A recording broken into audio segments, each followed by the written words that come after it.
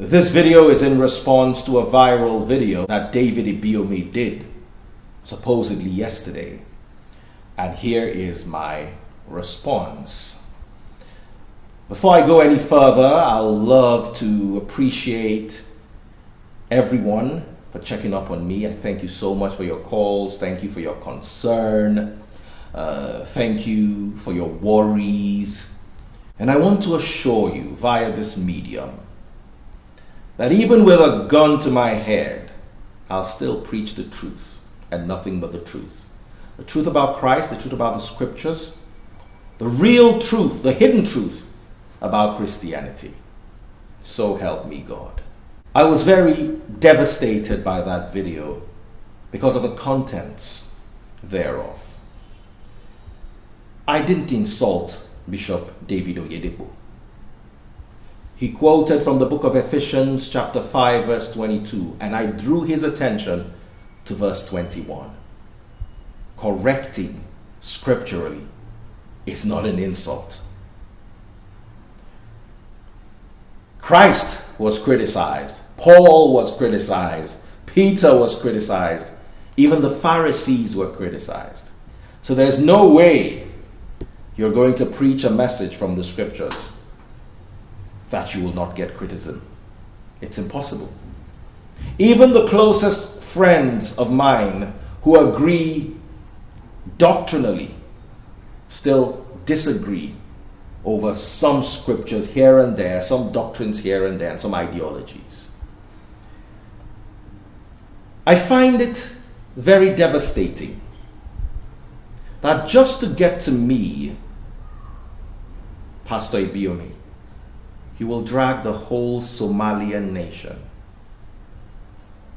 I'm very proud to associate myself with Somalians and Somalia because they are beautiful people, beautiful Africans like you and I.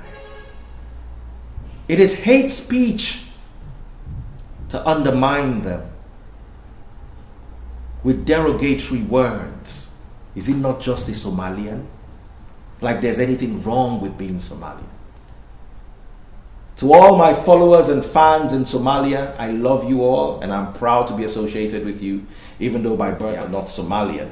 My mom is European and my father is Yoruba.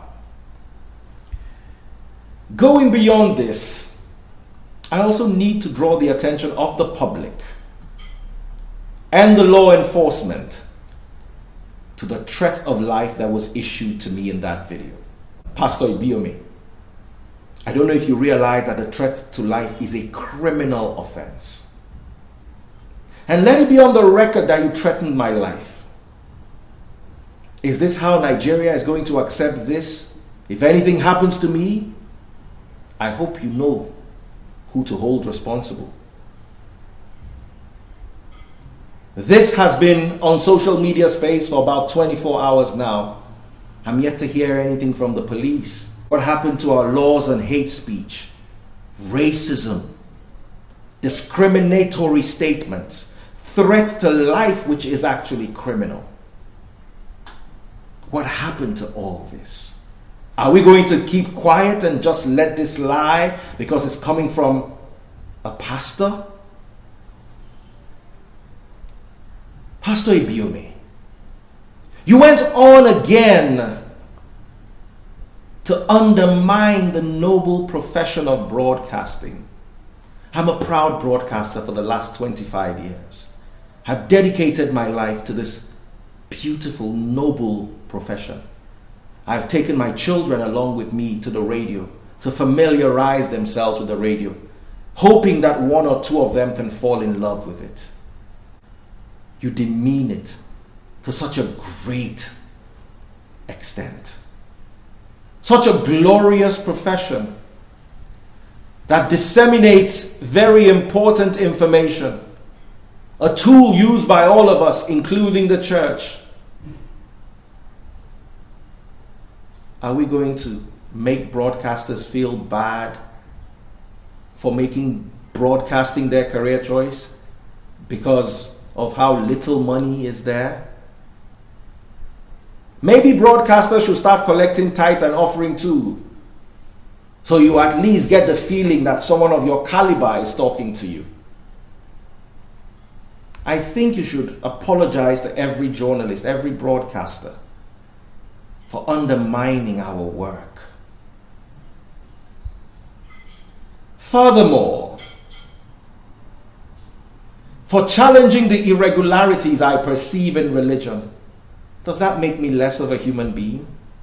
Are you aware that the word half caste is racist? The world is fighting against racism, systemic racism, outright racism. And it brings tears to my eyes that a black man will refer to a fellow black man during the time that people are crying that Black Lives Matter as a half caste. Hate speech, let me inform you, is criminal. It's derogatory to make such a remark, and I ask that you apologize for it. You say I'm not my father's son. I put it to you to prove who my real father is. Because with that verbal construct, you have insulted the integrity of my mother, who is a professor of law, Pastor Ibiyeomie. Do you honestly believe that the tenets of Christianity were upheld in that video? Do you believe that as a pastor behind a pulpit, you showed the likeness of Christ in your utterances in that video? Is what you did in synchrony and symphony with the Christian scriptures?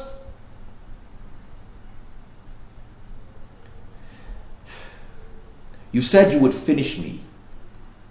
From my understanding, that's another criminal offense. A threat to life is criminal.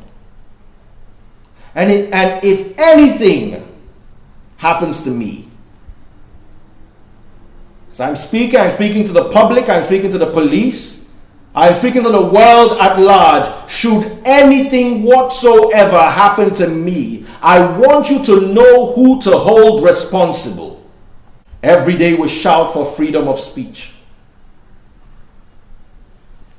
How can our dreams be shattered with threats of death from the ones we expect to guide our spiritual